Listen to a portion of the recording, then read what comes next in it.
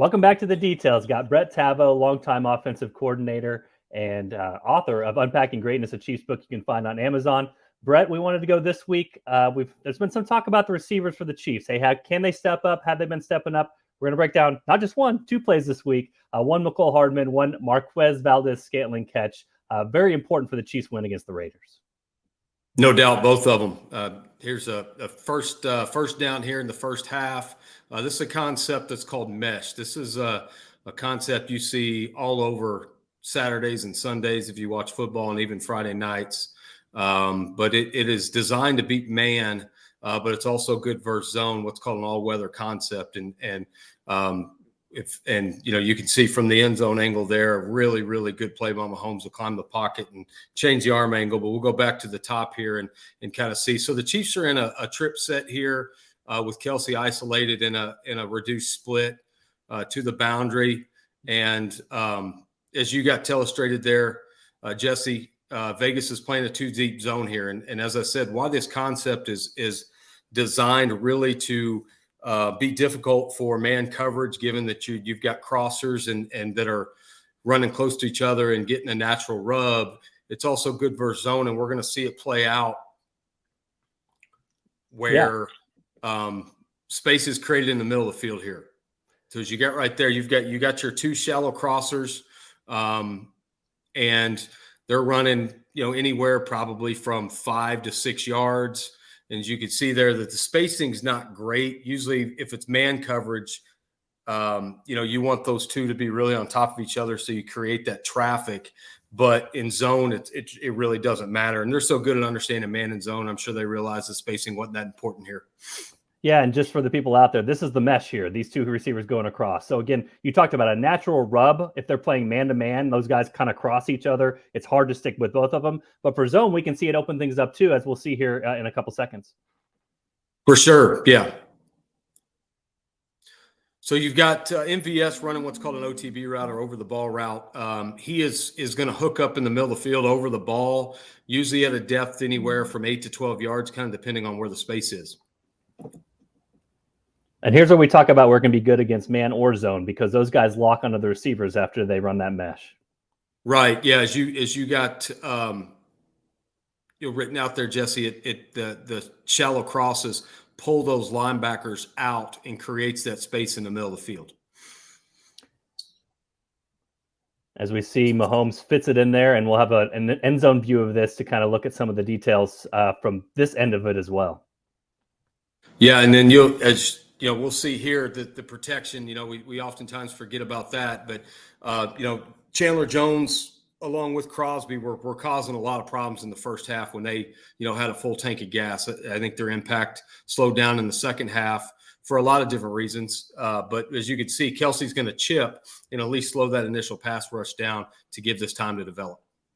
And as we saw a lot, one of the tackles got beat by the Chiefs, but we see Mahomes kind of being able to work some of his magic as well. Yeah, he's so good. He gets so much credit for his off-platform stuff, his out-of-the-pocket game, but his in-the-pocket game is really, really strong too. Being able to keep the eyes down the field and maintain a good base in the pocket and feel that rush while keeping his eyes down the field. It's a really good angle from here to kind of see what he works through here, and then just a dart to MVS there to get that completion. Yeah, not a huge play in terms of explosiveness, but I mean, it obviously at that point in the game, the Chiefs needed a touchdown. And getting them, further down into the red zone was key. Let's get to the second one here. This is the throw over the top to Mecole Hardman. Yeah, this is a concept that it's called a dagger concept. And the number 3 receiver there, he's going to chip and go the flat. Hardman, who's the number 2 receiver there, he's going to run basically what's called a middle read. If it's a too high coverage, which Vegas is showing pre-snap here, he's going to try to split those safeties and access that middle of the field space where you see the arrowhead there. However, Vegas is going to, as you'll see, Jesse, as we roll it. But before we get to that, I'm sorry, as you got illustrated there, the coverage on Kelce. I mean, they decided on this snap, on this third down, they were not going to let Kelce catch the ball. Actually threw a defensive end out there, which was interesting. He actually got a flag for getting his hands up in Kelsey's helmet. So a guy not used to doing this, because this is not normally how you play wide receivers or tight ends. But this speaks to the type of attention that Travis Kelce was getting in this game. Yeah. Patrick Graham was like, anybody but Kelsey's going to get us here. And then he still drew a penalty, which was funny. And just so people know, Brett, you talk about the 1, 2, and 3 receivers. Always count from the outside in when we're doing these breakdowns, right? Yeah, correct. Okay. Yeah. So as it's Hardman's, we're going to see the number 2. He's in the middle there. I don't know if it's MVS or Smith-Schuster there at the number 1, but as you can see, as you got illustrated there, Jesse, Vegas is going to show too high, and then they're going to roll down and play this robber type coverage at the sticks to rob any sort of crossing routes. So he's going to sit basically at the depths of the sticks here. Yeah, I mean, it's interesting coverage because, again, they're just trying to make sure that Mahomes can't throw it straight to the sticks. And can you go real quickly into a robber, Brett? Because it breaks a little bit of the zone tendency. You're expecting guys to be a certain place. Robber sometimes kind of is a free safety type in that middle of the field. Yeah. So often, the defensive coordinators, they're not idiots. They know what's taught to the offense. And hey, if you see 2 high, you want to go here. If you see 1 high, you want to go here. So what this does, it provides a 2 high look, kind of like we saw on the previous play that we just broke down. But then they change post snap to a 1 high structure, and they bring him down to rob any sort of intermediate crossing routes there, which obviously the Chiefs have a lot of tape of and a very high tendency to do. They're so good at it. So you see a lot of this defense versus the Chiefs where they bring the weak side safety down in order to take away those crossing routes. So you can see this in route from the number 1 receiver. I can't remember who it was, Jesse. You may know. Smith-Schuster or Valdes-Scantling. Irrelevant to the point here. He's going to run the deep in route at the stick. So this route basically is kind of there to take away that, even though you see a lot of space at the moment. But one thing Hardman does a fantastic job of is recognizing the coverage structure change after the snap.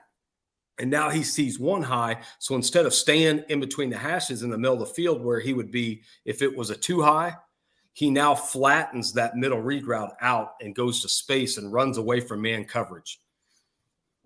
And that's exactly what we see. I mean, sort of similar to how the Chiefs used Tyreek Hill last year. And again, the other part about this is Mahomes being Mahomes here, where he kind of throws this guy off. I did get from the locker room today that this was not a no-look pass from Patrick Mahomes. I got sources on that one, but still, watch his body movement. We'll see from the end zone angle how he's able to fool this robber guy, because the robber's going in the opposite direction of the pass when Mahomes throws this one.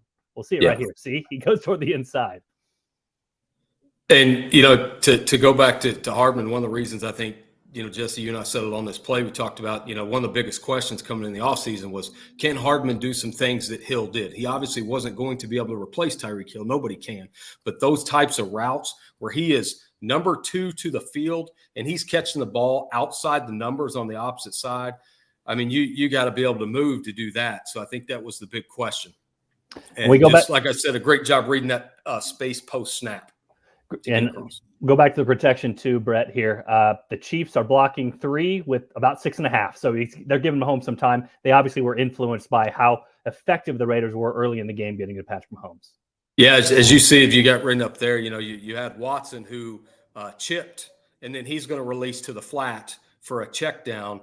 And then, of course, you got your 5-0 lineman, and then you have McKinnon who stays in and chips as well. So you really had – 3 guys blocking Max Crosby there. And then Tooney does an amazing job of finding work and getting back out and getting 4 hands on Chandler Jones there.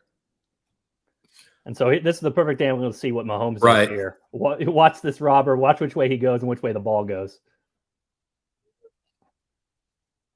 It's like you can't take for granted Mahomes, because you see plays like this every week, and this is not something that most quarterbacks do. No, and it's easy to. You're like, yeah, that's just what he does. But we're as Chiefs fans and people that follow the team, we're really going to miss this here in about 10 years or 12 years, because it's just uncommon. He's just amazing. All right, Brett. Well, anything else to say about these receivers? Again, the receivers stepping up. I think part of this is going back to Travis Kelce taking so much attention. But in a play like this, Mecole Hardman, even battling through his heel injury, he's able to make one of those plays and split the safeties, and not split the safeties, go to the other side and make a big play for the Chiefs. One of the biggest plays of the game. Yeah, and I think it was a step forward for the receivers, particularly those two guys. I saw a stat. I can't remember where I saw it, but the Chiefs have, through 5 games compared to 2021, they have 110 less receiving yards from the receiving core. And that's obviously without Tyreek Hill. So, you're only factoring in 20, 25 yards a game. And if you're getting it elsewhere, it doesn't really matter. But again, I think, it was a step forward, particularly for those two guys where there were a lot of questions about their productivity. Where have they been? All right, Brett. Well, I appreciate you joining me. And thanks everyone else out there for Of course. checking out the details here at the Kansas City Star.